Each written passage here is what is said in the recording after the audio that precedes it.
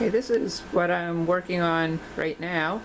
I've got a small paper piece, I guess, wall hanging that I've been started years and years and years ago. I finally got the whole thing pieced together, and I've got it pin basted, and it is waiting to be quilted. The back, I just used some odd pieces left over from the front to piece together a backing for it.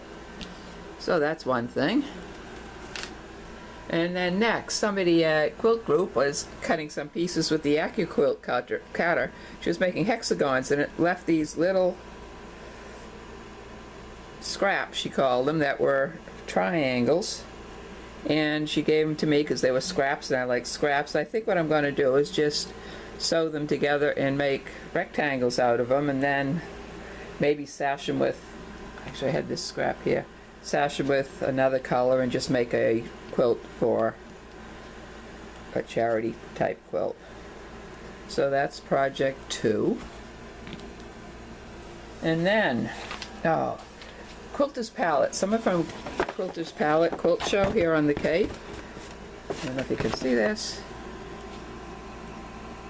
Up in Eastham came and was vending at our quilt meeting, and I wasn't going to get anything, but I ended up seeing a package of 5-inch squares that were just so pretty. There were different blues and greens and salmon, and then they had on the next table a yard piece of this color that went perfectly with these.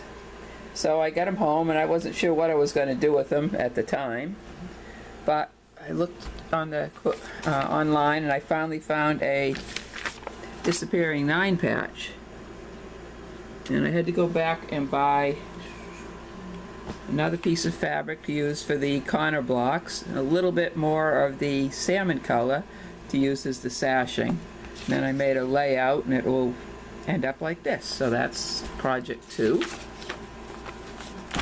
Then at the same Quilter's Palette vending at our show, I found this stripe. And a while ago I had seen a YouTube video from Jordan's Fabric on making kind of a fake Bargello quilt.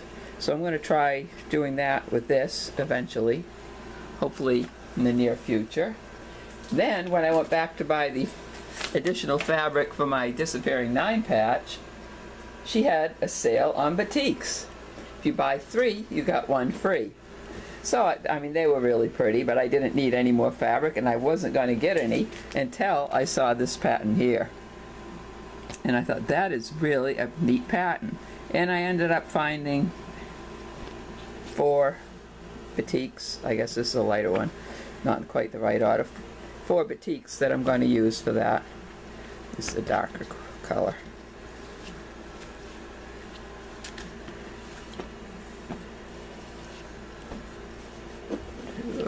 The 3 orange and the yellow. And that will go with that. I haven't started that yet. And finally, I'm still working on my Piece in the Meadow block of the month. Haven't started sewing, but I am pretty much caught up on all the cutting from each month.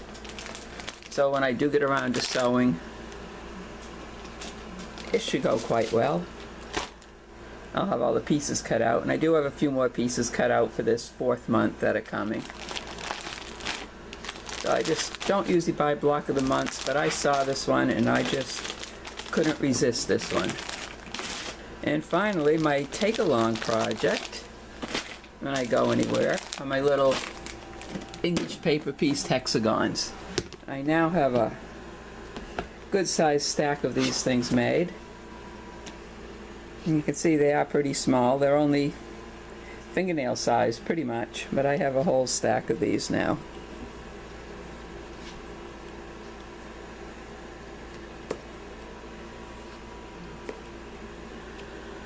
And I don't know how I'm going to put them together. I'm just making them. Whenever I go anywhere, I just take the box with me. Everything's in a box. I just take them with me, and it's a nice little relaxing project to work on when I'm out somewhere. So that's what I've been working on recently, and what I'm planning to work on in the near future. And I'm sure eventually, someday, I will get to all these other projects that are on my UFO list. And that's it for today. Bye-bye.